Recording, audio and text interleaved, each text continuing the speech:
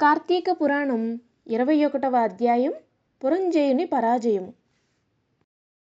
యుద్ధం చేయడానికి వచ్చిన పురంజయుని చూచి దండెత్తిన వచ్చిన రాజులంతా ఎంతో కోపంతో అనేక రకాల ఆయుధాలతో యుద్ధం చేశారు. ఉభయ సైన్యాలు ఘోరంగా యుద్ధం చేస్తున్నాయి. పరాక్రమశాలి అయిన కాంబోజరాజు కావలసిన ధనుర్బాణాలు తీసుకుని రథం మీద వచ్చి పురంజయుని ఎదుర్కొని బాణవర్షం కురిపించాడు. వాని ఛత్రదండాన్ని పడగొట్టి ఉత్సాహంతో పురంజయుని బాణంతో బాధిస్తూ అతన్ని బాహువుల్ని నొప్పించాడు. రథాశ్వాలు నాశనం చేశాడు. పురంజయుడు తన మీద వేసిన బాణాలు గుచ్చుకోగా వాటిని తీసి నీ బాణాలు నీకే ఇస్తాను తీసుకో అంటూ తిరిగి పురంజయుడి మీద ప్రయోగించాడు.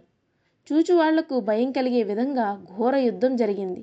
మెడలు తెగి చేతులు పోయి కాళ్ళు విరిగి చూసేవాళ్లకు భయం కలిగించే కాల్బాలు, తొండాలు తెగిన రేణుగులు, తోకలు తెగిన గుర్రాలు, చాలా బీభత్సంగా రణరంగం తయారైంది. ఆకాశంలో విమానాల్లోంచి చూస్తున్న విద్యాధర కిన్నెరాదులు చాలా ఆశ్చర్యపడ్డారు.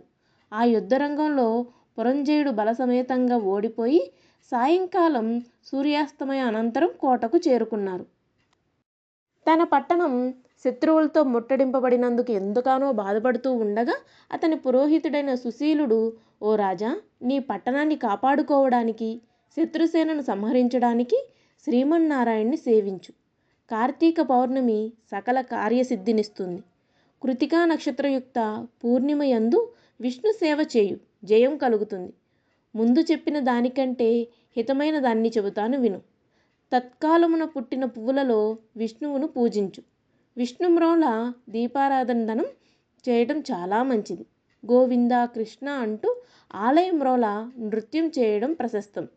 ఆ విధంగా చేయడం వల్ల నీకొక కొడుకు కలుగుతాడని ఈశ్వరుడు చెప్పుచున్నాను. భక్త రక్షణార్థం శ్రీహరి చక్రాయుధాన్ని పంపుతాడు.